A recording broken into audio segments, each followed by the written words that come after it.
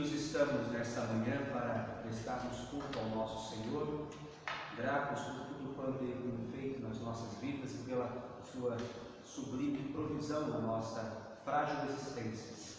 É momento de nós louvarmos a Deus, de engrandecermos o Senhor, de elevarmos as nossas almas no Espírito Santo e pelos méritos de Jesus Cristo a esse Deus trino, perfeito, absoluto, que governa soberanamente as nossas vidas. Eu quero convidá-los a que abram as suas Bíblias no Salmo 73. Salmo 73.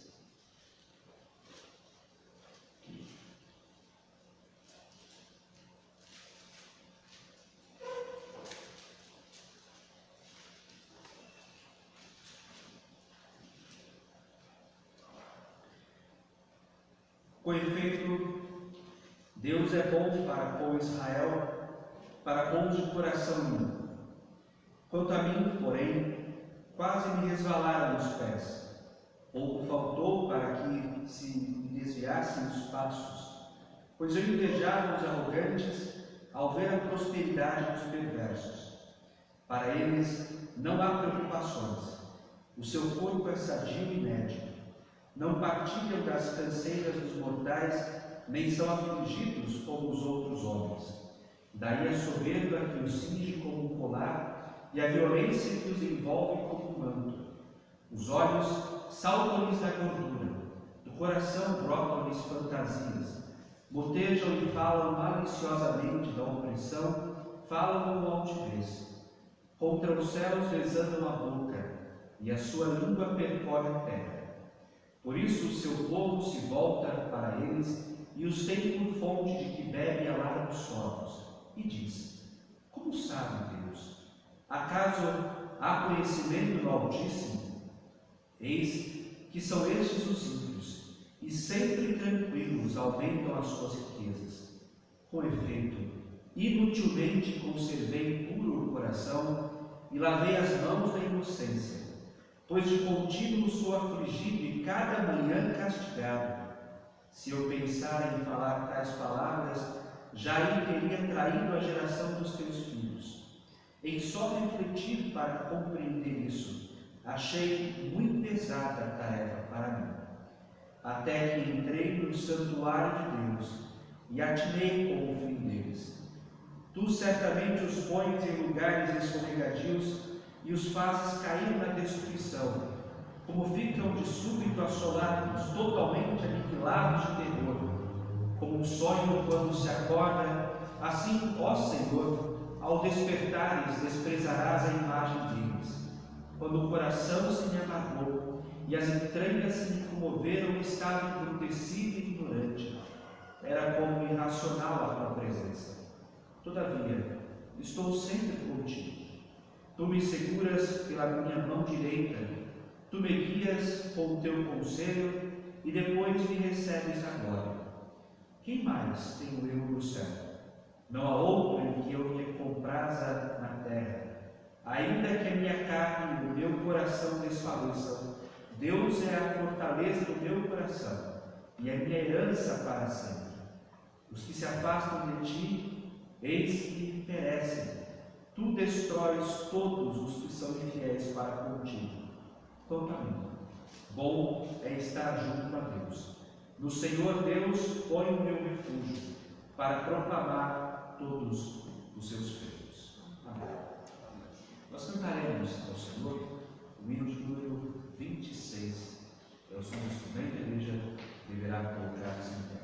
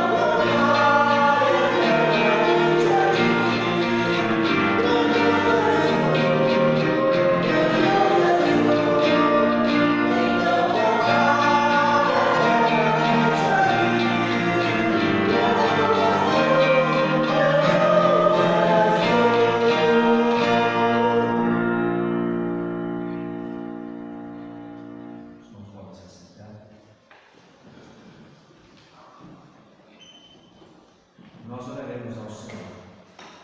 Bom Deus e Pai, nós te bendizemos e te adoramos, porque és o nosso Criador e nosso Salvador. Adoramos-te, Senhor, em teu Filho Jesus Cristo, nosso Salvador, e aqui nos reunimos para exaltar o teu nome e para te agradecer. Nossas almas te devem culto, nosso ser deve de adoração, e nós aqui nos reunimos com todo o teu povo sobre a terra, para te agradecer e para te adorar. Nós te louvamos, Senhor, o que tens falado aos nossos corações pela tua palavra, e nós te exaltamos porque em todo o tempo tens nos satisfeito com a tua lei. Que ela venha, Senhor, ao nosso coração, para nos acalentar, para fortalecer, para nos corrigir e para nos demonstrar a tua soberania e graça sobre as nossas vidas continuamente.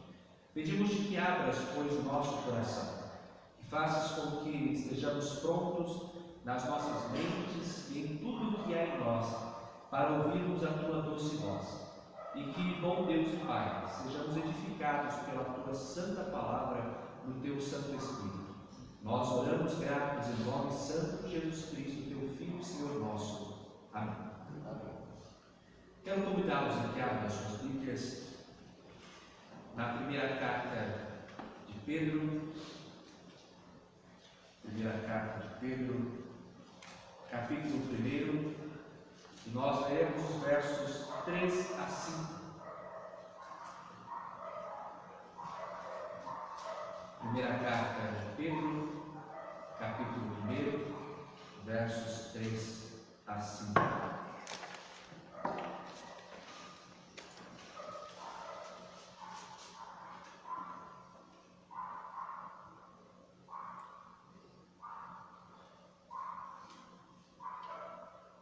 Assim nos diz a palavra do Senhor.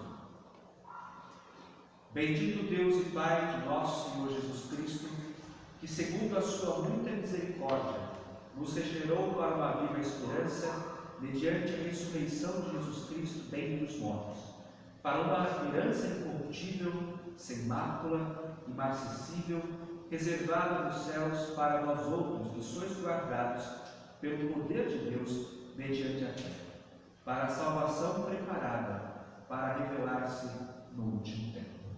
Amém.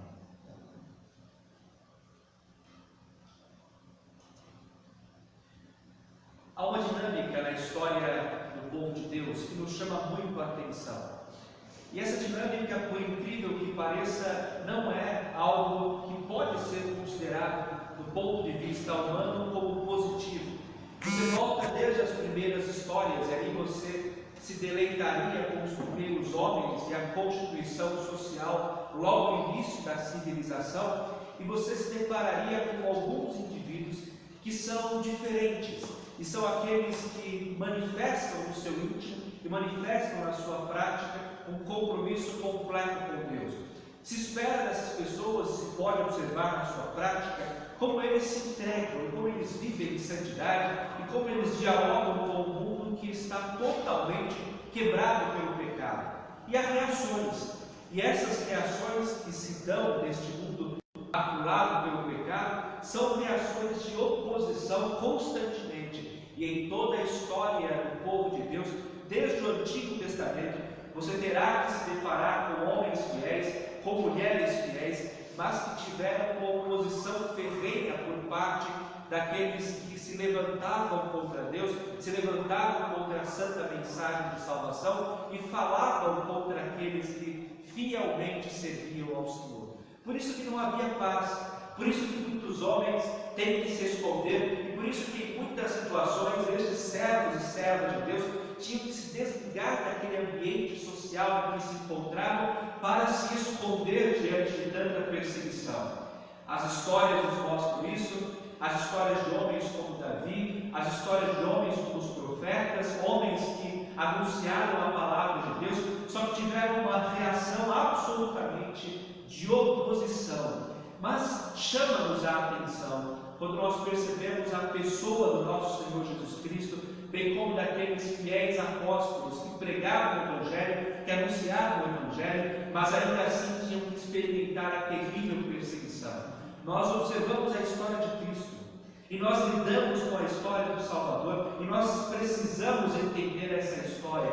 É uma história de ações miraculosas, que é uma história de salvação, que é uma história de resgate, que é uma história de perdão e é uma história de compaixão para aqueles que eram desprezados pelos maiorais daquele período. Mas ao mesmo tempo é uma história de perseguições, é uma história de ofensas, é uma história de escárnio, é uma história de mentiras que foram levantadas contra o mestre, que mesmo sendo tão bom, ainda tinha que ouvir, experimentar e se aproximar de pessoas que contra ele se levantavam. Quantos são os discursos? E quantos são os embates? E quantas são as calúnias levantadas por aqueles que, embora assistindo o ministério de Cristo, sempre a ele se opunham? Mas gravíssimo é quando nós percebemos que dentro daquele grupo, o grupo seleto de Cristo, ele ainda tem que experimentar a amarga dor, o sofrimento, talvez terrível, mais terrível daquele ambiente, que é a própria traição. Quando um deles se levanta contra o Salvador, quando um deles se coloca contra o Salvador por dinheiro, para agora entregá-lo nas mãos dos malfeitores. Vejam, há uma história de perseguição. Mas não pensem que há surpresa para Cristo. O próprio Salvador disserta que a vida do cristão, a vida de quem ama a Cristo, a vida daquele que se entrega ao Salvador, seria uma vida desta maneira, inclusive dentro de casa, quando o pai se levantaria contra o filho, quando a mãe se levantaria contra a filha, quando existiria um ambiente de oposição por amor ao nome de Cristo. E este que ama o Salvador ficaria com um espaço de desamparo. E um belo retrato, mesmo que terrível, é aquele que nós percebemos no salmo que lemos. O homem que olha a sua realidade, o homem que lá atrás consegue observar o seu ambiente social e ele tem que lidar com crises, com problemas, ele tem que lidar com homens que se opunham à fé, com homens incrédulos e homens que questionavam inclusive a ciência do próprio Deus, e ele se sente abalado, e ele se sente com o coração esmagado. E o Salmo, numa primeira parte, haverá de expressar como a angústia pela perseguição, pela injustiça, pela maldade que estes homens ímpios e cruéis cometem contra o povo de Deus, e aparentemente não são punidos por isso. E aparentemente não sofrem nenhuma consequência por isso, e eles estão com a vida naturalmente corrente, e mais do que isso, eles prosperam, eles crescem, eles são ricos, eles têm todo tipo de benefício, e eles ainda têm seguidores a tal ponto que pessoas ao seu redor passam a ter profunda admiração. Enquanto isso, o servo de Deus pagado, sofrido, e aquele que enfrenta as angústias da própria perseguição, é aquele que ainda se questiona e começa a passar na sua mente: será que vale a pena servir? Será que vale a pena adorar a Deus? Será que vale a pena eu mover o meu coração, eu me esforçar, eu depender de Deus que aparentemente me abandonou? E é dentro disso que esse homem reflete sobre a graça de Deus, sobre a bondade de Deus. E essa é a dinâmica da vida de crentes, tanto do Antigo quanto do Novo Testamento. É a dinâmica das nossas vidas, é a dinâmica de homens no período da Reforma Protestante, é a dinâmica de homens no período após-Reforma, em perseguições em ambientes como a África, como o Oriente Médio. É um ambiente que traz grande desolação, e aquele homem e aquela mulher que são fiéis a Deus. Esse é o retrato que permanecerá por toda a história do cristianismo. E enquanto existir o cristianismo, e enquanto aguardamos a vida de Cristo, saibam que essa dinâmica de sofrimento, de oposição, de perseguição sempre estarão na experiência do cristão. E vejam, isso tem que ser para nós algo de júbilo, não porque simplesmente experimentamos estas coisas, mas pela perspectiva que se nos vem à mente. Nós estamos diante de um texto escrito por um grande homem de Deus, o apóstolo Pedro, que nós conhecemos, e nós sabemos que este homem tem uma particularidade, que é o fato de ter vivido com Cristo, aprendido com Cristo e ter andado com o Salvador, e ele mesmo percebeu as perseguições que eram impostas sobre o bendito Mestre. É um homem de uma vasta experiência, já não é mais aquele jovem que de uma forma tão abrupta colocava respostas, ou era um homem que tinha sempre um movimento muito espontâneo e muitas vezes precipitado, mas agora já é um pastor experiente, já é um homem que está amadurecido na fé, e já é um homem que tem que lidar não com uma realidade criada, um mundo ideal, mas ele está tratando de um mundo real, ele está tratando com igrejas reais, e ele possui um vínculo muito próximo com essas igrejas aqui. Se vocês voltarem dentro do texto, perceberão que essas regiões aqui são justamente as regiões daquelas pessoas que vieram a Jerusalém naquele chamado dia de Pentecostes. É muito provável que essas pessoas ouviram a pregação de Pedro, voltando para as suas regiões, estabeleceram as primeiras comunidades na Ásia Menor. Pois bem, assim sendo, essas pessoas tinham uma proximidade com o apóstolo Pedro. É como se ele fosse o primeiro pastor, o missionário, o evangelista que alcançou aquela gente. E essa gente que não experimentava tempos de paz, essa gente que não experimentava tempos de tranquilidade, muito pelo contrário, eles tinham que lidar com uma oposição que, ao mesmo tempo que era ferrenha, era velada. Não se trata daquela oposição terrível que aconteceria nos tempos de Nero, ou mesmo aquelas perseguições posteriores, como de Diocleciano e tantas outras perseguições que os cristãos enfrentavam, mas havia especialmente oposição de judeus aqui.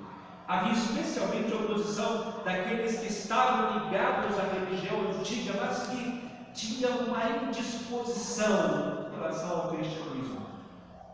Cristãos sendo acusados de mentiras, cristãos sendo acusados de homens falsos, homens que não tinham compromissos com a verdade, ou mesmo cristãos sendo acusados de ladrões ou tantas outras perseguições. Além disso, a impossibilidade de se ter uma vida comum. Cristãos que não poderiam ir a determinados comércios, porque alguns não vendiam para cristãos, e especialmente o afastar-se dos amigos, a perseguição, o afastar-se, as calúnias, cristãos que eram levados injustamente para tribunais, para questões pequenas, mas apenas incômodos. Era isso que esses homens enfrentavam. E no meio dessa angústia tão profunda, está o apóstolo Pedro, que sabe, que conhece, que observa, que tem notícias, e ele não poderia ficar quieto diante da opressão que aqueles homens e mulheres sentiam naquela região chamada Ásia Menor. E é daí que ele escreve esse texto. Mas além deste vínculo histórico, eles ainda têm um vínculo cultural. A maioria dessas pessoas aqui que receberam a carta são judeus. E, portanto, a linguagem que o apóstolo Pedro usa nessa carta é também uma linguagem intimamente próxima daquela que era comum para os judeus. E aí que nós encontramos o apóstolo dissertando, falando, expondo a vontade de Deus e principalmente trazendo àquelas pessoas razões para continuar firmes, razões para permanecerem no Evangelho, razões para dialogarem com aquele mundo e especialmente para permanecerem firmes diante de tantas oposições que se manifestavam. Mas qual seria o princípio? Aonde está o princípio para permanecer firme diante de tantas oposições e tantas perseguições que esses homens e mulheres sentiam aqui? Está no coração. E aquilo que o apóstolo chama a atenção aqui não é simplesmente o homem tendo razões, ou razões externas, ou consolos externos, para perceber a sua própria situação, conseguir louvar a Deus, mas o exercício é contrário. Deus é bendito e Deus é adorado, e há um movimento completo do homem, há um movimento completo da sua mente, dos seus sentimentos, do seu corpo, do seu intelecto, tudo que lhe rege para que se mova em direção a Deus e exalte o Senhor. É estranho isso. É estranho. É a mesma dinâmica do Salmo 73, em meio ao caos, bem dizer a Deus, ou alegrar-se a Deus, ou louvar a Deus, é uma dinâmica que nós não entendemos plenamente, talvez, mas é exatamente isso que a experiência cristã, que o caminho cristão, e aquilo que o Senhor quer para nós, justamente nos orienta. E aqui o apóstolo Pedro diz: bendito seja Deus. Louvado seja Deus, e louvado seja o Senhor, não simplesmente por aquilo que é pontual, ou por aquilo que se limita no tempo, no espaço daquelas pessoas, mas as ações de Deus conseguem inclusive transcender a realidade, conseguem transcender a matéria, conseguem transcender aquilo que muitas vezes nossos olhos se limitam dentro da esfera deste mundo, dentro dos problemas deste mundo, dentro da forma como este mundo reage de forma tão oposta à fé cristã. As razões para se bendizer a Deus, ou chamado ao louvor, é especialmente por aquilo que o Senhor fez, e por aquilo que o Senhor já faz, e por aquilo que o Senhor ainda fará. Essa compreensão, esse entendimento, essa mudança na visão que nós temos sobre a própria realidade, passada, presente e a futura, olhando, tendo como perspectiva Deus, o Senhor da história, é que nos faz movermos em adoração, mesmo com situações adversas, mesmo com problemas, mesmo com um mundo quebrado, caótico de perseguição e de oposição à fé cristã. O apóstolo chama esse povo: adorem a Deus, bendito seja Deus, louvado seja Deus, Deus que é Pai de nosso Senhor Jesus Cristo, visto que as ações deste Deus são ações extraordinárias. O próprio texto anterior nos dá uma indicativa brilhante a respeito de compreensões teológicas do apóstolo Pedro, que em absoluto não se destoam daquilo que é comum para os escritos neotestamentários, é aquilo que a igreja professa. Ele entende, você pode ver os versículos 1 e 2, na Santíssima Trindade, ele confessa a Santíssima Trindade, e ele mesmo já começa a desenhar um cenário para demonstrar as ações de Deus, os cuidados que Deus tem para com o seu povo. Daí, você notar que no verso seguinte, que é o verso em que iniciamos a nossa exposição, é justamente um verso que ele naturalmente fala: Deus, que é o Pai de nosso Senhor Jesus Cristo, tendo como visão não só a Trindade Santa enquanto ontologia, ou seja, o ser do Deus Trino, como também percebendo as ações de Deus e a relação econômica desse Deus para a salvação. O Deus que, segundo a sua muita misericórdia. Aqui está um ponto de contato com tudo que vem depois.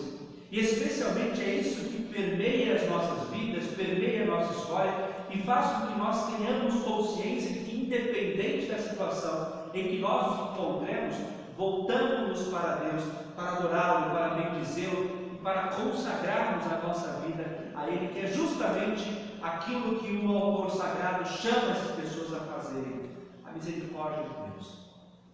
A misericórdia de Deus. Meus irmãos, Deus, o Altíssimo Senhor, possui atributos, e esses atributos são aqueles que nós nos debruçamos para compreender, para estudar, para dialogar e para compreender o mundo em que nós estamos à luz destes atributos. Nós falamos sobre a santidade de Deus, falamos sobre a justiça de Deus, falamos sobre a soberania de Deus e tantos outros atributos. Mas este aqui, neste texto, nos chama a atenção. É um atributo de Deus. É um atributo que nós chamamos de atributo comunicável, mas a origem dele está em Deus. Deus que é o autor da misericórdia, e mais do que isso, Deus que é a própria misericórdia.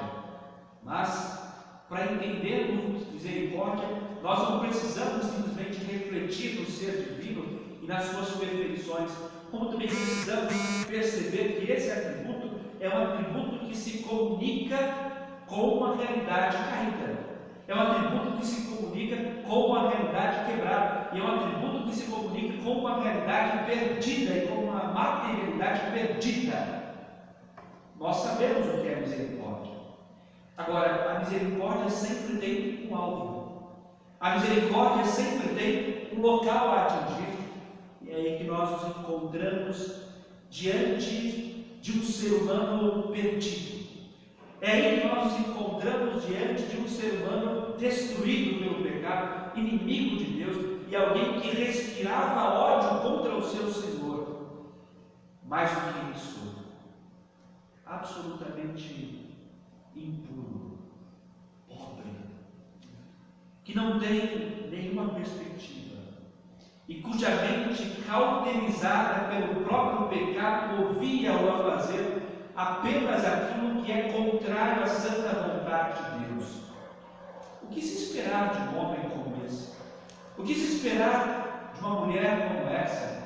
O que se esperar de um ser cuja constituição respira maldade, anseia pela maldade, move-se no intelecto, na vontade, nas perspectivas, nos sentimentos, completamente para a maldade? O juízo de um Deus santo, a destruição de um Deus absoluto, a soberania imposta em justiça e em ira sobre aquele que, em absoluto, merece receber. Mas é aí que o texto fala que Deus teve misericórdia. E não é apenas ter misericórdia, segundo a muita misericórdia de Deus, nós precisamos ser verdadeiros conosco mesmos, e o cristianismo faz isso com brilhantismo, quando ele nos mostra quem nós somos e o que nós merecíamos. Mas é aí que há um movimento em Deus. É aí que Deus se move. E é aí que Deus, o Altíssimo e Santo, tem também este atributo que nos chama a atenção aqui. Ele é um Deus misericordioso. E a misericórdia, como se nos apresenta no texto sagrado, é aquele ato. A misericórdia é uma expressão em atos e é diferente de uma compaixão. A compaixão constitui-se em comdoer-se na situação do outro. A compaixão significa simplesmente você ficar sensibilizado com a situação de uma outra pessoa. É aquilo que comumente nós chamamos de dó. Mas a misericórdia não. A misericórdia é uma compaixão que se reverte em atos, que se estende em atos e que se estende em um movimento de amor, em um movimento de misericórdia, em um movimento de tirar o homem, tirar alguém daquela situação terrível. E é exatamente isso que Deus faz conosco. E apenas aqui, simplesmente aqui, nós já teríamos razões infinitas para louvarmos a Deus em todo o tempo e em todo lugar e sobre qualquer situação. Deus é misericordioso para conosco em todo o tempo. Mas ainda o texto fala, Ele, conforme a sua muita misericórdia, mesmo olhando o nosso estado, mesmo olhando a nossa miséria, mesmo olhando os pecados que nos consumiam por dentro, Ele nos regenerou. Pensem bem, a nossa natureza é uma natureza caída. A nossa natureza é uma natureza que está morta em si mesma, e está morta nos próprios pecados, está morta nos próprios delitos. Pensem bem, a nossa natureza é uma natureza de oposição a Deus constantemente. E ela, desde a mínima das expressões, já luta contra o Deus Todo-Poderoso e Soberano. A verdade é que o homem, quando nasce, e você está diante de um bebê, e muitos falam, olha, ele é inocente, ele não tem pecado, ele é puro, ele não tem qualquer tipo de manifestação contrária a Deus. É justamente o contrário.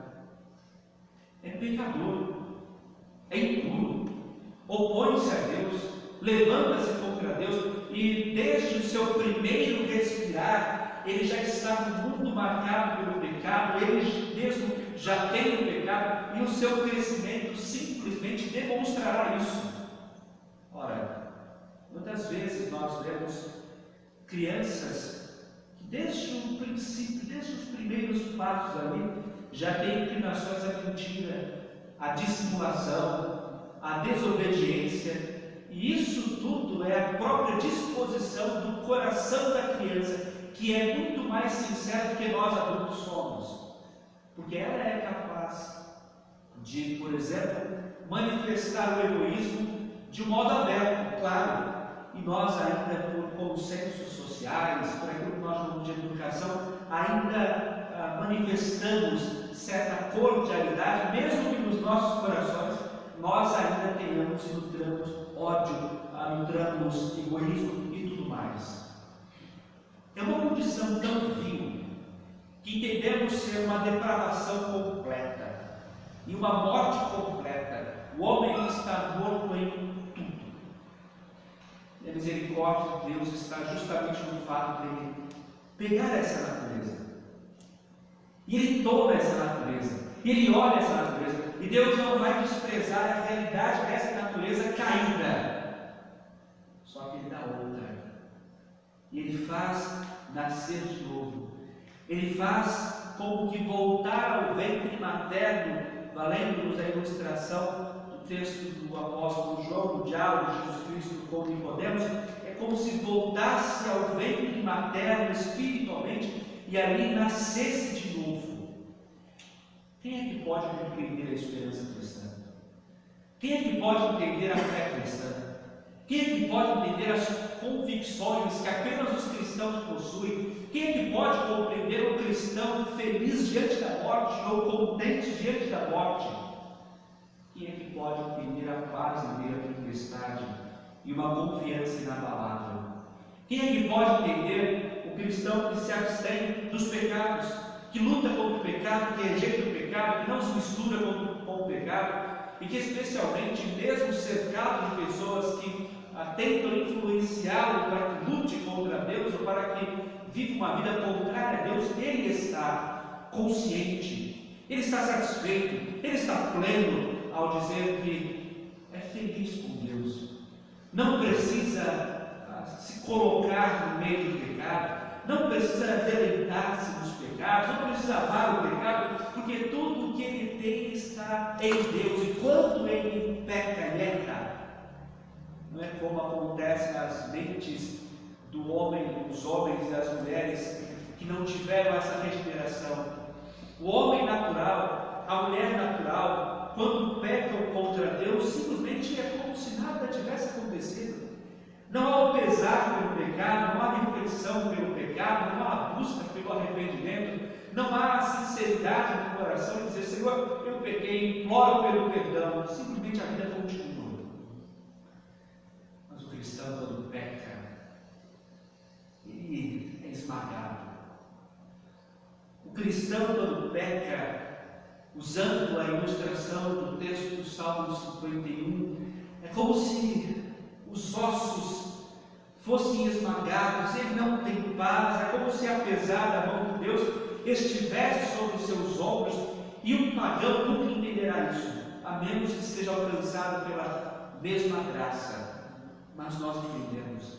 E tudo isso se dá em nós por conta dessa regeneração que Deus coloca aqui, e traz às nossas vidas, e nos transforma, e nos liberta, e nos lava, e nos redime, tudo isso pelo sangue de Jesus Cristo, nosso Salvador. E se nós parássemos a leitura bíblica aqui, nós já teríamos razões infinitas para bendizermos e para louvarmos a Deus. Simplesmente pelo fato de sermos salvos, nós já somos mais do que vencedores. E já somos os mais felizes dos homens e das mulheres aqui. Porque temos um Deus que nos amou, que teve misericórdia de nós, apesar de tão distantes e errantes que andávamos, e mesmo assim nos quis atrair, mudou o nosso coração, regenerou, mesmo que nós nunca tenhamos merecido isso, e implantou em nós uma nova vida em Cristo, de modo que nós temos um relacionamento com Deus, nós temos paz com Deus, nós temos vida em Deus, nós respiramos essa vida em nosso Criador. Mas ainda Deus nos promete algo muito maior, e algo que faz observarmos a fragilidade dessa vida e deste tempo, e especialmente percebermos a perspectiva do futuro brilhante que nos aguarda aqui. Voltem para essas pessoas o texto e lembrem-se delas, e passem a compreender que na sua mentalidade não é apenas um ambiente de oposição, mas eles ainda têm que lidar com uma história traumática, eles têm que lidar com uma história de sofrimento, eles têm que lidar com a história de um povo que foi infiel a Deus, de um povo que teve que sair da sua própria terra porque foi infiel a Deus. A história de Israel é uma história traumática.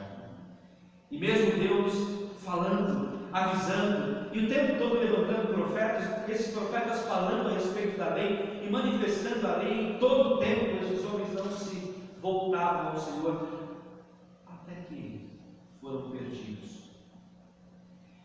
O que não é apenas uma dissolução de laços culturais, não é apenas uma dissolução do laço histórico, ou mesmo geográfico, mas tudo aquilo que regia os corações dos judeus não estava na terra, quando viviam na terra chamada Palestina, ou a terra de Israel, a sua própria terra, e toda a esperança vinculada à própria terra. Lembre-se que esse povo recebera a promessa de que habitaria, se fosse fiel a Deus, naquela terra durante todo o tempo, e a esperança se renovava, a chegada naquela terra nos tempos de Josué, a permanência naquela terra, as vitórias naquela terra, a prosperidade naquela terra, os pecados naquela terra. E esses indivíduos confiando num pedaço de chão,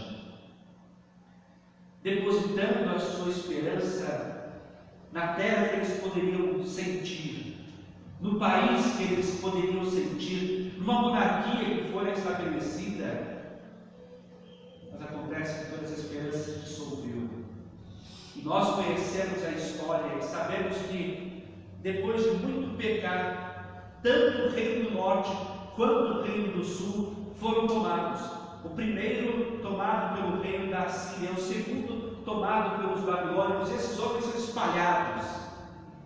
Alguns voltam para essa terra, ou para aquela terra, e outros continuam espalhados, como é o caso dessas pessoas que aqui estavam na Ásia Menor. Eles estavam aí desde os tempos da conquista babilônica sobre Judá. Eles viram a esperança de uma nação ser destruída, e mesmo muitos anos depois, eles ainda são chamados de eleitos forasteiros da dispersão, e essa expressão é usada tanto aqui quanto na carta de Tiago. Vejam como a memória ainda é vívida, porque a esperança tinha perdido. E aí que o apóstolo Pedro fala: a regeneração que Deus produziu não é apenas um ato de Deus em vocês para vos salvar, mas Deus coloca uma esperança viva, ou seja, uma esperança que não passará por esses efeitos terríveis de um mundo que é instável, de um mundo que se transforma, de conquistas militares, econômicas, políticas, sociais, e tudo isso que pode consumir o homem e fazer o homem perder a sua esperança. Eles tinham a esperança morta da terra, mas agora o que Pedro fala é: Deus concede uma viva esperança, uma nova esperança, uma esperança que não passará e que não mudará e não será diluída pelas situações circunstanciais. Mas essa esperança tem como base a ressurreição de Jesus Cristo entre os mortos. Meus irmãos, este é um tema que sempre nós precisamos voltar. Como a ressurreição de Cristo é um motor para a igreja, como a ressurreição de Cristo é um motor para a esperança, como a ressurreição de Cristo é aquilo que nos move a crermos do modo como nós cremos. Essa é uma das mais preciosas doutrinas. O fato de que Cristo verdadeiramente morreu, Ele desceu ao Hades, como nós professamos, ou seja, morreu verdadeiramente, mas Ele ressuscitou. E a ressurreição de Cristo é o que dá significado à igreja. A ressurreição de Cristo é o que nos faz estar presentes aqui ou assistindo a esta programação nas nossas casas, Vejam, a ressurreição de Cristo é o que faz com que sejamos cristãos autênticos. Assim como a ressurreição de Cristo é que nos move para pregar. Se Cristo ressuscitou, se a história é mentira, e se foi uma invenção das comunidades primitivas, como os teólogos liberais diriam, o que nós estamos fazendo? Por que nós pregamos? Em que nós cremos? Qual é o significado de uma reunião justamente neste dia, o primeiro dia da semana? Qual o significado de tudo isso? Não tem sentido se Cristo não ressuscitou. Se Cristo não tivesse ressuscitado, a igreja não cresceria. Se Cristo não tivesse ressuscitado, a igreja não teria esse motor e essa força para enfrentar inclusive prisões, enfrentar a morte, enfrentar imperadores violentíssimos e, mais do que isso, continuar crescendo. E quanto mais o mundo tentava apertar, mais a igreja crescia. Tudo isso porque crê na ressurreição de Jesus Cristo. Mas não é apenas para a prática da igreja, a prática missionária, a prática litúrgica da igreja, que cremos na ressurreição. A ressurreição de Cristo é a garantia da vida. A ressurreição de Cristo é a garantia de uma viva esperança. É porque Cristo ressuscitou que nós temos a certeza de que a regeneração é real, de que a vida eterna é real e de que tudo que o Senhor já nos tem preparado é real no presente e também o será no futuro.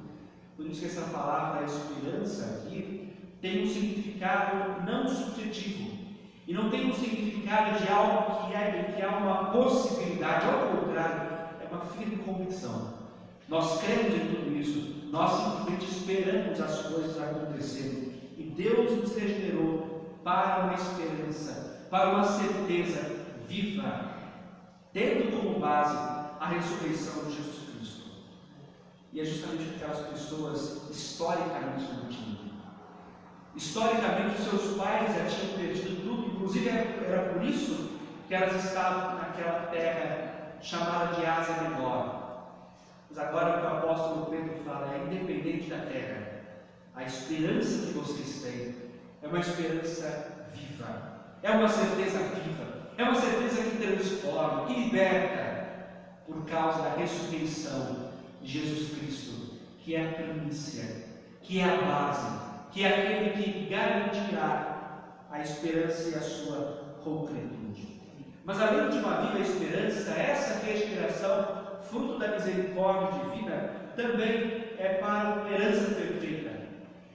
Notem, meus irmãos, que esse termo herança é um termo comum no Velho Testamento para falar da terra. E você volta para os textos, inclusive ligados a Moisés, dentro do Pentateuco, e a imagem que se tem é que a herança que Deus concede ao seu povo é a terra. A terra é o presente de Deus, a terra é a entrega de Deus, a terra é aquilo que Deus deu ao seu povo e é o presente que o povo recebe e deveria bem administrar. Mas aonde está a terra? Aonde está a terra? Nunca foi o propósito de Deus que aquela terra centralizasse-se em si mesma, ou que a terra criasse significado em si mesma, ou que a terra de Israel, ou terra de Canaã, ou Israel, ganhasse o seu significado em si mesma, como se a terra fosse pura e simplesmente o presente de Deus para o seu povo. Ali é uma ilustração. A terra é uma ilustração, e ela, mesmo aqui, quer demonstrar uma terra muito maior que Deus oferta ao seu povo, até mesmo por questões, por pontos geográficos, nós temos plena convicção disso. Comparem o nosso Brasil com aquela terra de Israel. Comparem o clima do Brasil com o clima daquela terra de Israel. Comparem a vegetação do nosso Brasil com a vegetação das terras de Israel. A produtividade, a água, os bens e tudo mais. Se nós olharmos uma perspectiva pura e simplesmente humana, é possível que nós chegaríamos à afirmação de que a terra prometida é aqui, porque do ponto de vista material, humano e produtivo, não há terra melhor no mundo do que o nosso Brasil. Mas aquela terra de Israel é um símbolo de uma oferta, é o símbolo de um amor, é o símbolo de um Deus que doa ao seu povo como uma ilustração de algo muito maior que é a salvação, que transcende a materialidade da terra. E Deus mesmo já demonstra isso ao tratar com Moisés, e Moisés, eu posso dizer, de toda a lei, é o mesmo homem que fala: eu sei que vocês entraram na terra, e eu sei que ao entrarem na terra vocês ficarão. Moisés já sabe disso, justamente porque não é simplesmente a terra, mas é muito mais do que isso. Não é simplesmente aquela herança física, material, mas é muito mais do que isso. É aquilo que o Senhor tem dado ao seu povo. E agora, o que o autor bíblico quer explicar para esses crentes da dispersão é justamente que o presente que Deus lhes concede é muito mais do que a terra que seus pais perderam. E aí que ele desenvolve uma série de características desta terra, também chamada de herança. Primeiro, uma herança incorruptível, ou que não pode ser destruída. Voltem-se para a história do povo de Israel. E é uma terra, ou aquele ambiente de Judá especificamente, é um ambiente de guerra, é um ambiente de conquista, é um ambiente em que eles têm que lutar o tempo todo para se preservar naquela região. Depois de um certo período, especialmente depois do período de Salomão, você não vê mais tantas investidas para conquistar outras regiões, mas Israel fica numa outros povos, se defende dos assírios, se defende dos egípcios, se defende dos babilônios. Eles se defenderam para tentar de uma forma se preservar ali. Mas mais do que isso, eles têm uma compreensão de que são inconquistáveis. Templo do Senhor, o templo do Senhor, a casa de Deus é inconquistável. Deus habita no meio do seu povo, Ele habita na casa preparada por Salomão, é inconquistável. Até que Nabucodonosor chega, os bárbaros começam a entrar e derrubam as portas das casas, e levam mulheres cativas, e levam homens cativos, e aquele monumento, símbolo de que o povo não seria conquistado de forma alguma, o grande templo, cai. Derrubado, pedra sobre pedra, os tesouros do templo levados para a terra distante.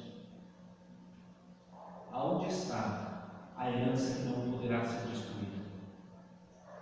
A terra foi destruída, vidas foram ceifadas, casas derrubadas, os muros de Jerusalém colocados abaixo. E aparentemente a herança totalmente se perdeu. Mas é aí que o autor sagrado fala que, além de uma viva esperança, Deus concede uma herança perfeita, porque primeiro é uma herança que não se pode conquistar, ninguém pode derrubar, ninguém pode tirar, ninguém pode destruir. É uma herança incorruptível, é uma herança indestrutível, e uma herança que nenhum homem pode tocar. Qual exército nos pode tirar a herança da salvação? Qual homem nos pode tirar a herança da salvação? E não só a salvação num sentido presente, mas quem nos pode tirar a salvação futura, ou o resgate futuro, ou a vida eterna que o Senhor já tem preparado para nós, as moradas eternas que Deus já tem preparado para nós? Ninguém pode destruir,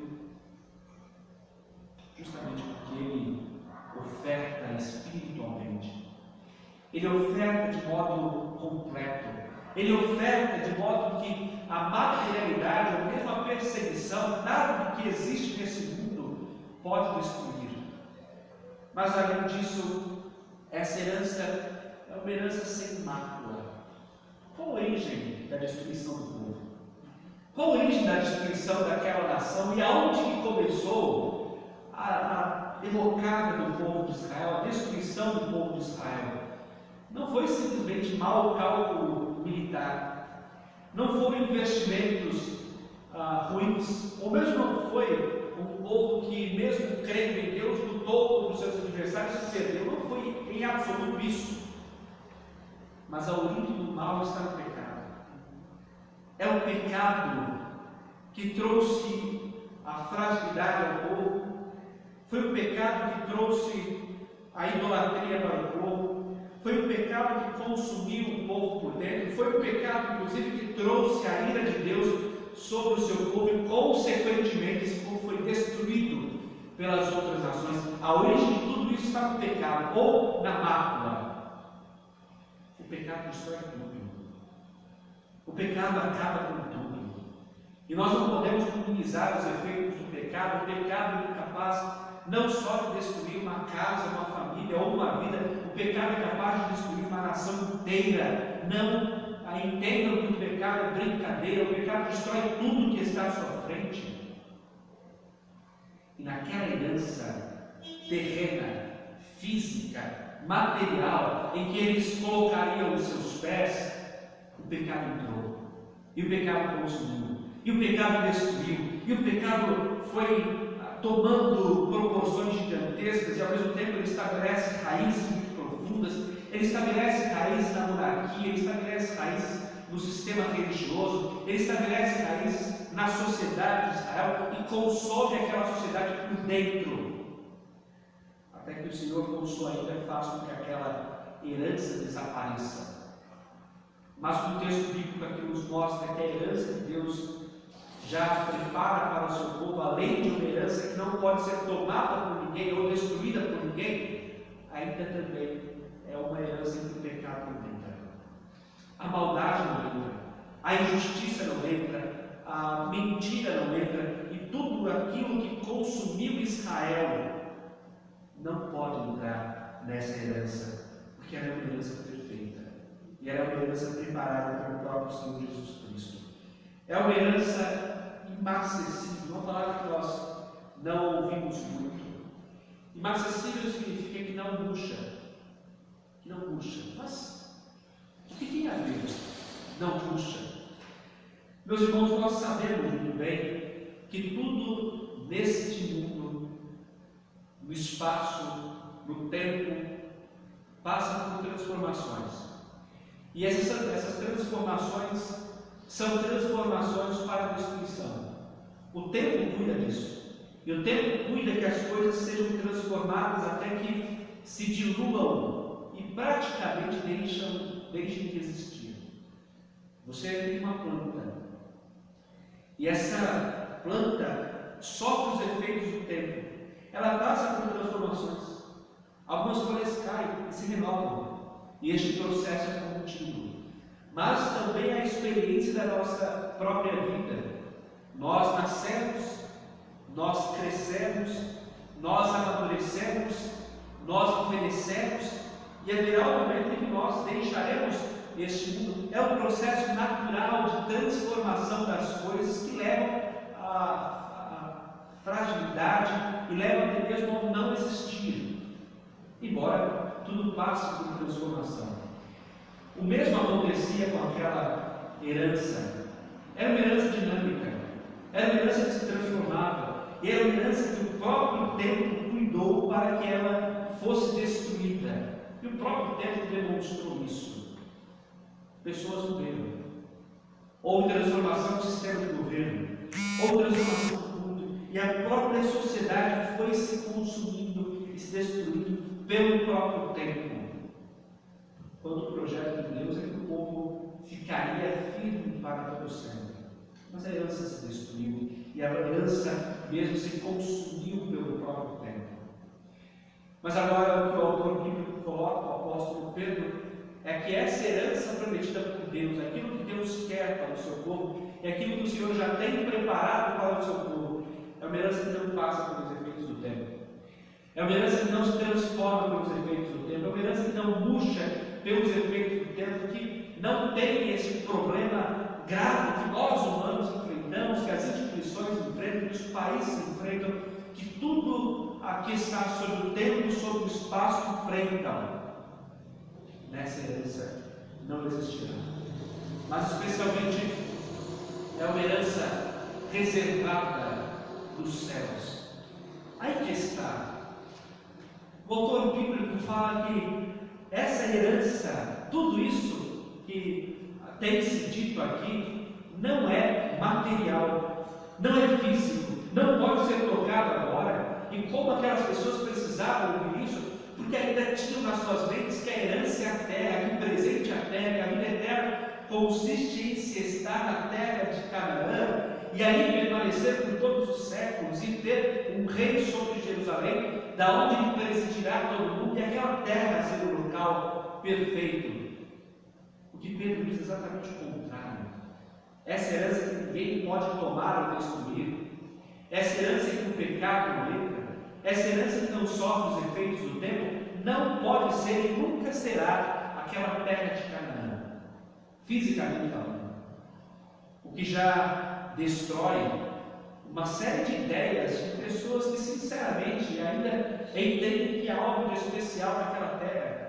Aquela terra, se há algo de especial, é simplesmente um fator histórico. Mas há pessoas que pegam água do Rio Jordão e trazem para cá, para o Brasil. Outros que pegam lá as estradas, o pó das estradas, que é um pó sagrado.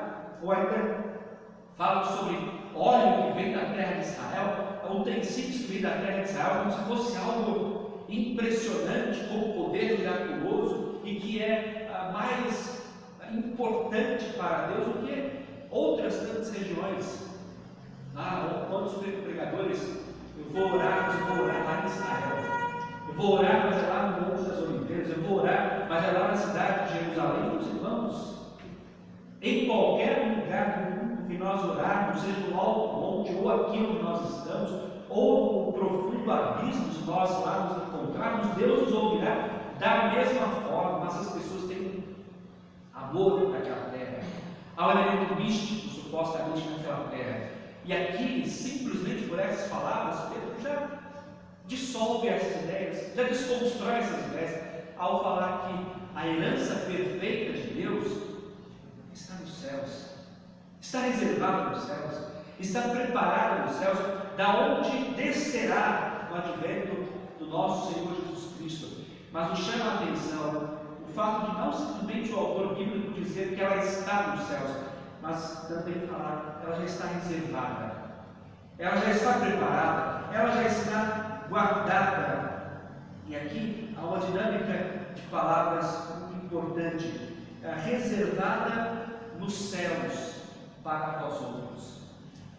O fato é que Deus não apenas preparou essa terra ou essa herança, como também Ele já guardou para o seu povo. Ele já guardou para o seu povo. Agora, parem para pensar como aquelas pessoas se sentiriam agora, e como a sua convicção seria reanimada, dizer, o presente, o tempo, o espaço não são o resumo das nossas vidas, mas ao contrário, são uma preparação para o celeste por vir, para uma herança perfeita, para receber uma vida autêntica, com base na esperança que tem no seu fundamento na ressurreição de Cristo, algo muito melhor para nós, apesar das perseguições que nos cercam em todo o tempo, apesar da injustiça que nos cerca em todo o tempo, apesar da luta contra Deus que nos cerca em todo o tempo, apesar dessa oposição, nós ainda temos uma viva esperança.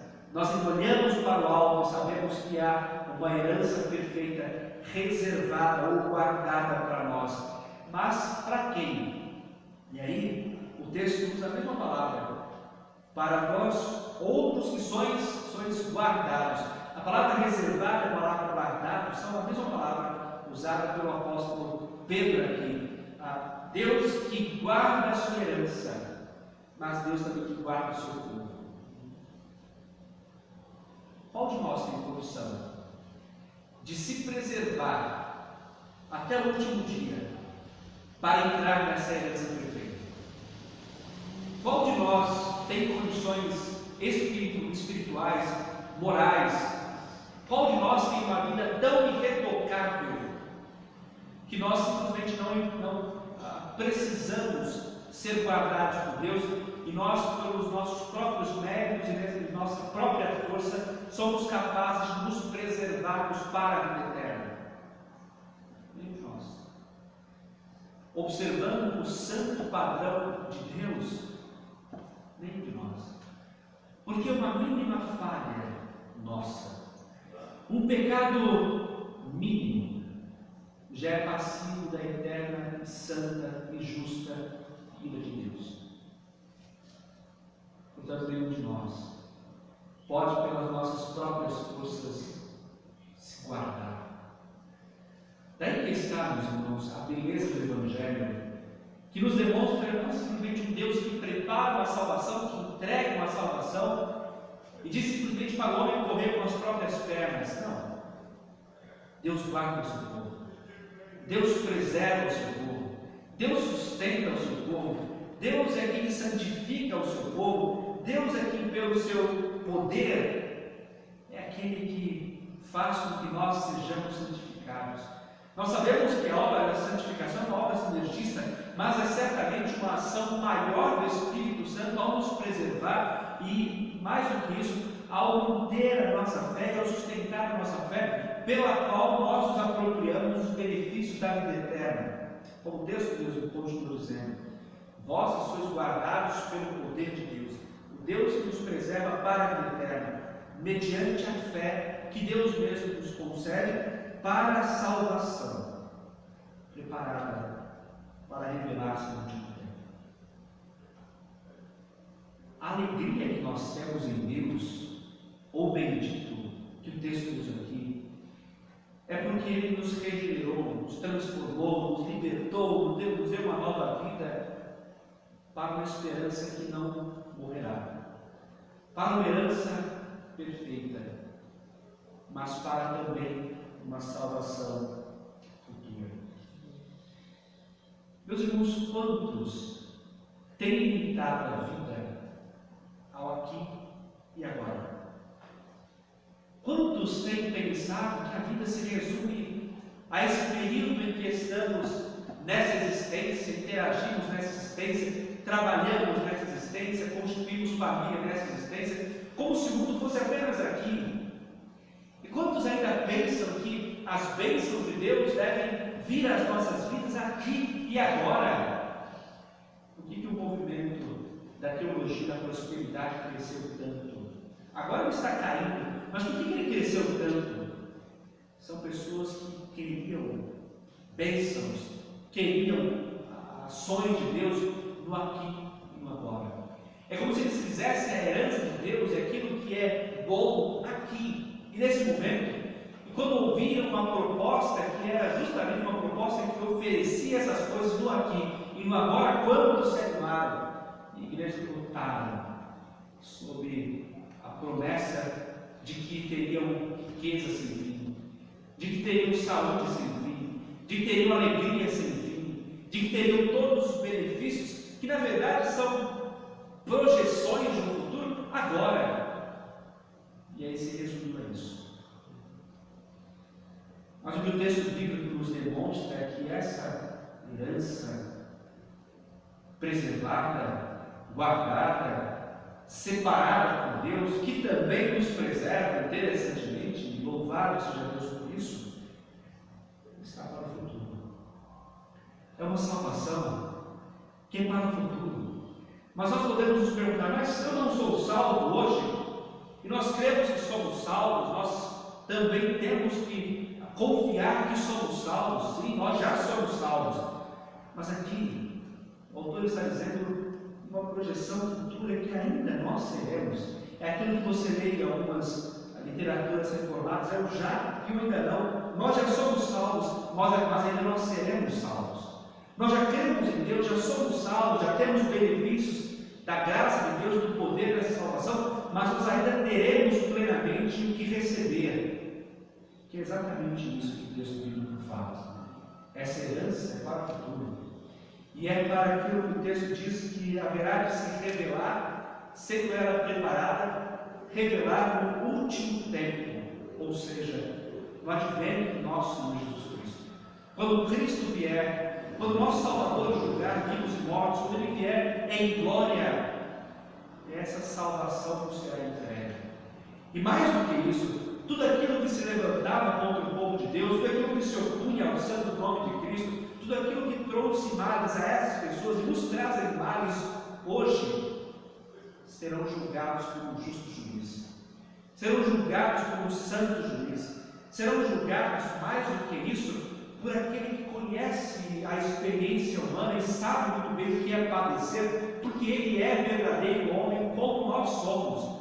Diferente de nós, porque já está em corpo glorificado e nunca cometeu pecado, mas é verdadeiro homem e sabe o que é padecer, sabe o que é sofrer injustiça, sabe o que é sofrer injúria, sabe o que são pessoas se levantarem contra ele de forma absolutamente incorreta. Ele sabe, e o seu padrão de justiça é um padrão divino, santo, absoluto, inegociável, que sempre fará o que é correto. Como essas pessoas precisavam ver isso? Como essas pessoas que estavam sendo perseguidas, que estavam sendo colocadas de lado, que estavam sofrendo injustiças, como precisavam ouvir isso? Que a esperança é uma esperança com base na ressurreição de Cristo, como fruto da regeneração que Deus coloca no nosso ser, e não coisas momentâneas, temporais, físicas, materiais. Que aquilo que nós temos preparado para nós é perfeito, embora não esteja aqui. Que aquilo que Deus promete para nós ainda há de chegar, portanto nós não devemos viver ansiosos, ou nos perguntarmos, e nos questionarmos, e nos martirizarmos no nosso íntimo, por conta de situações que nós enfrentamos aqui e agora, de perseguições especialmente. Mas a certeza de que, como o Senhor já fez tudo por nós na nossa salvação, Ele já tem feito tudo por nós para a nossa vida eterna. E Ele fará tudo por nós no advento de Cristo, no seu santo retorno, para estabelecer novo céu e nova terra. Meus irmãos, é possível que nós não paremos para pensar como a igreja continua sendo uma igreja perseguida, como a igreja continua sendo uma igreja cercada por adversários, quantas pessoas ainda se opõem à fé cristã. Isso em muitos ambientes. Você pode observar a mídia, por exemplo, quantas críticas à fé cristã.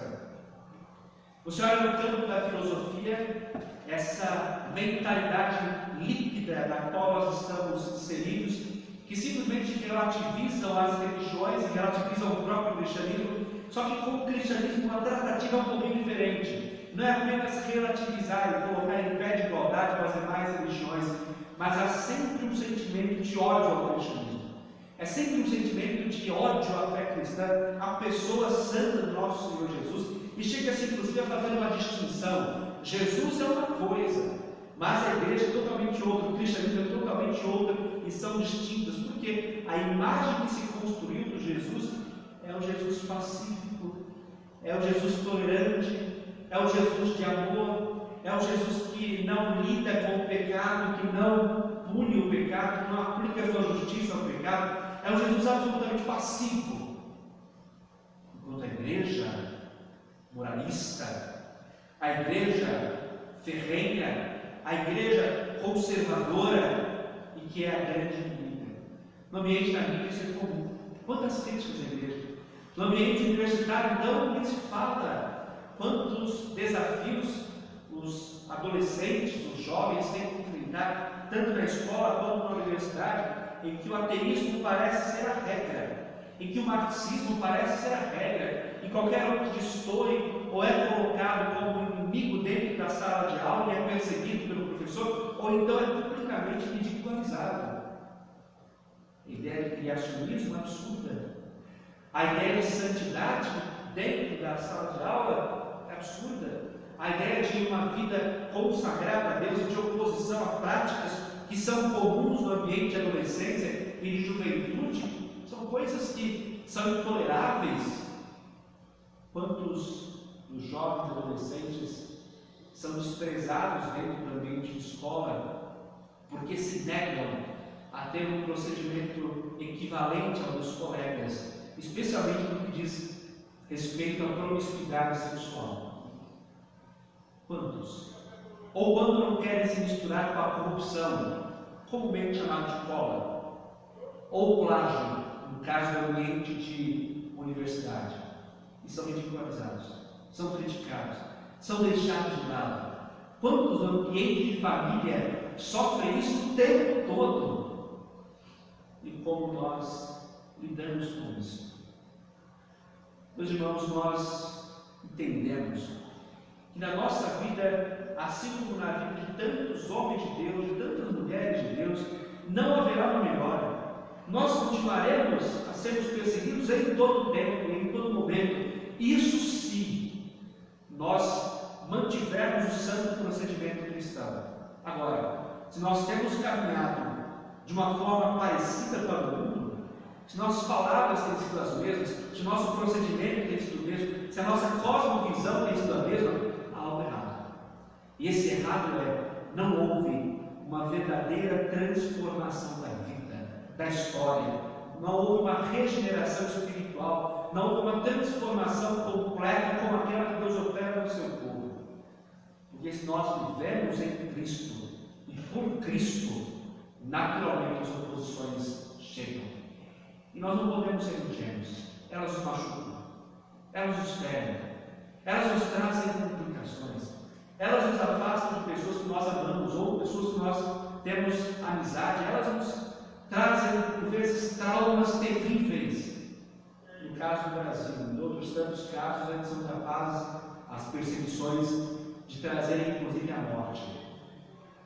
Mas é justamente tudo isso que o apóstolo Pedro trouxe a nós aqui, que nos move aqui, mesmo em perseguição. Mantenhamos firme a convicção do Evangelho, a prática do Evangelho, a santidade do Evangelho, o modo como ele não se negocia diante de filosofias ou princípios éticos e morais mundanos, mas como está firme porque tem condições de louvar a Deus, de exaltar a Deus, de bendizer a Deus, primeiramente pela salvação. Nós somos gratos a Deus, nós bendizemos a Deus, independente do ambiente em que nós estamos, mesmo no ambiente, por exemplo, de trabalho, em que muitos levantam contra nós, mas nós bendizemos a Deus porque o Senhor nos salvou. Ele mudou a podridão do nosso coração, Ele nos regenerou, Ele nos transformou, Ele nos deu vida, Ele nos deu esperança, e Ele nos regenerou para que nós tenhamos uma esperança viva, uma convicção plena, que não tem base em nós mesmos e muito menos nas circunstâncias, mas tem base na ressurreição de Cristo. Ele nos regenerou na sua infinita graça e misericórdia para uma herança perfeita. Nós muitas vezes nos concentramos no aqui e agora. Nós nos concentramos em conquistar bens e mais bens, e o tempo todo nos movimentamos para isso, e o tempo todo nos concentramos nessa vida, como Pedro fala. A herança que Deus nos dá é maior, é perfeita, porque você constrói uma vida inteira, riquezas, desgasta-se, inclusive prejudica a sua relação familiar e a sua relação com Deus. Você trabalha o tempo inteiro, mas na hora da sua morte. Mas na hora, por exemplo, que um câncer te consumir, e na hora que uma outra enfermidade tomar o seu corpo, e você perceber realmente que tudo que você construiu, e as relações que você perdeu, e os momentos de santidade que você poderia ter desfrutado, os momentos na presença de Deus que você poderia desfrutar e rejeitou, tudo isso fica para trás. A riqueza passa, o mundo passa, as belezas deste mundo passam, mas a herança que Deus tem preparado para nós é uma herança perfeita, e é uma herança reservada, ou seja, é certo que Ele nos entregará, porque Ele mesmo nos tem guardado, apesar de nós, apesar dos nossos pecados.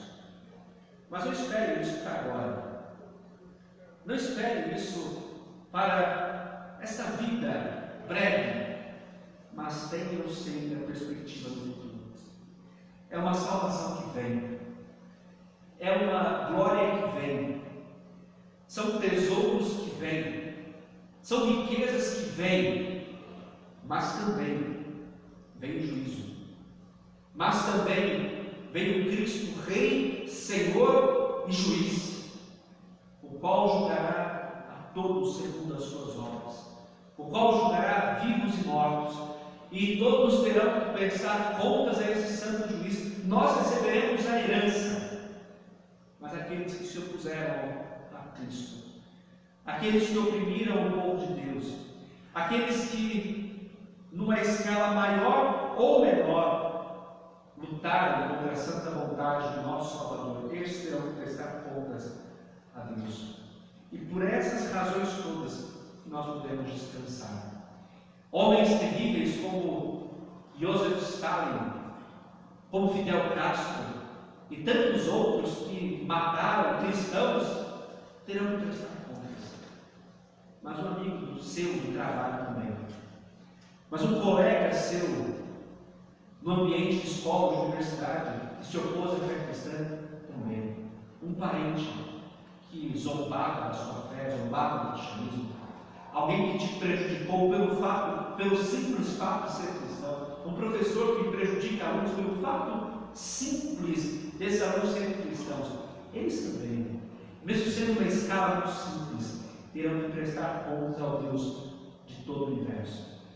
E por essas razões, nós podemos encarar essa vida, continuar nessa existência, mas sempre, sempre, bendizendo, exaltando, louvando a Deus que nos regenerou, que nos trouxe uma viva esperança, que nos promete uma herança perfeita, que nos promete também uma salvação futura na sua santa presença.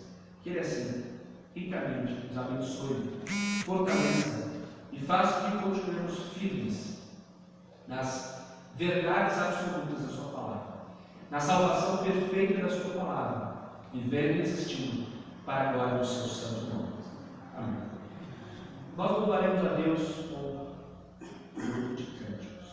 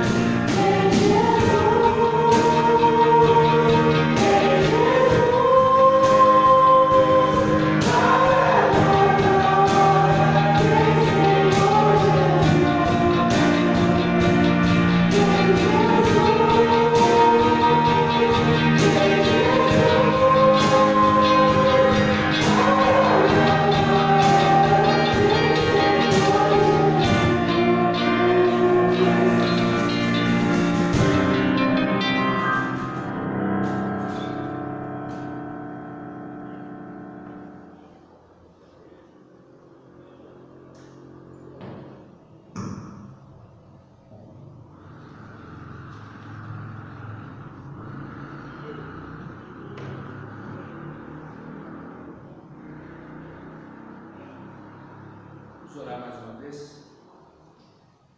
Deus Todo-Poderoso e bendito, nós te adoramos e exaltamos o teu alto e sublime nome.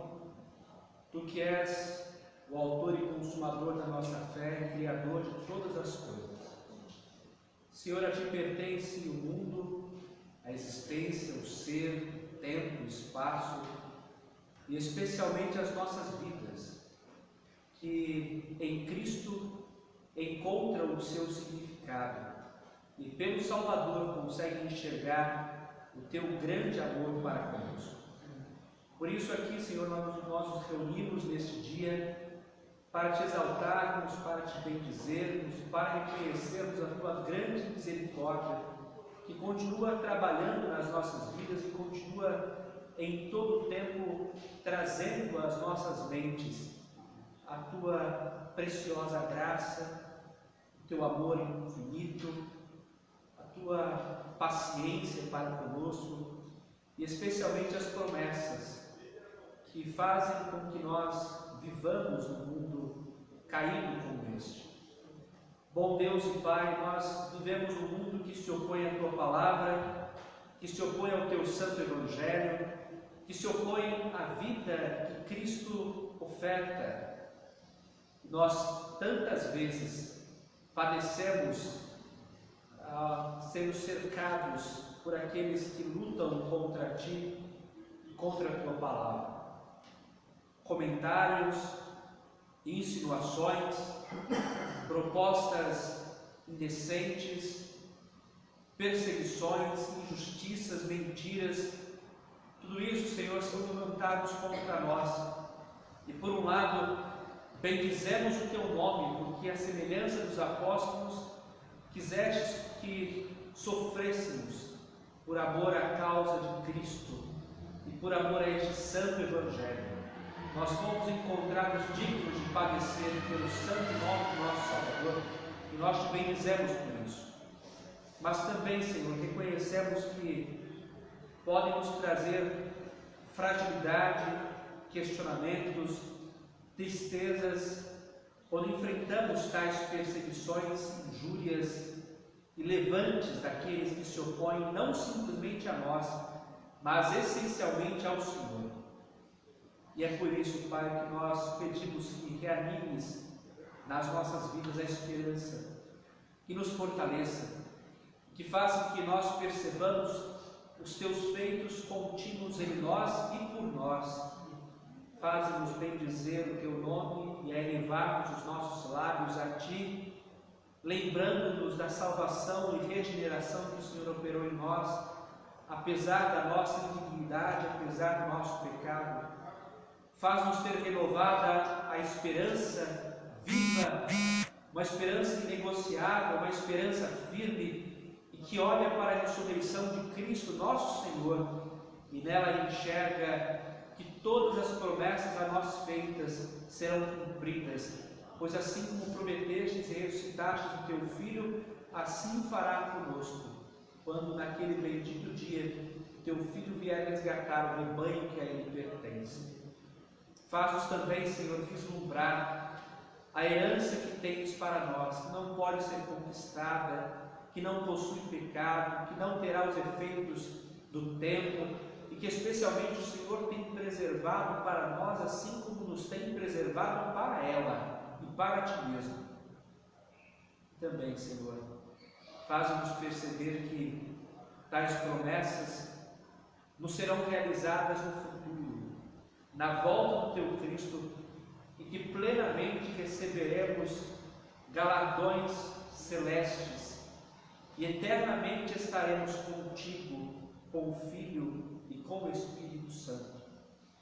Que essas promessas riquíssimas, Senhor, venham a nos mover à santidade de vida, a um compromisso integral com o Senhor, a uma vida aos teus pés e a jamais negociarmos os santos princípios do teu Evangelho, que ao contrário permaneçamos firmes nas promessas que o Senhor tem para nós, confiados não nos nossos méritos, mas nos méritos de Cristo nosso Senhor.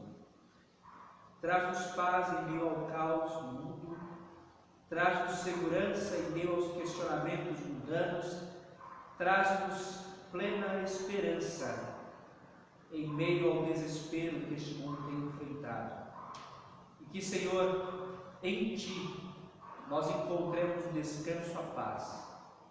Visita os enfermos, visita os desempregados, visita aqueles que se encontram em problemas familiares. Se, ó Deus, favorável a nós, em meio à enfermidade que tem tomado muitas regiões deste mundo, e guarda o Teu povo, Senhor, para a vida eterna. Suplicamos-te tudo isso porque em tudo dependemos de Ti, e a Ti encomendamos as nossas vidas, bem como as nossas almas.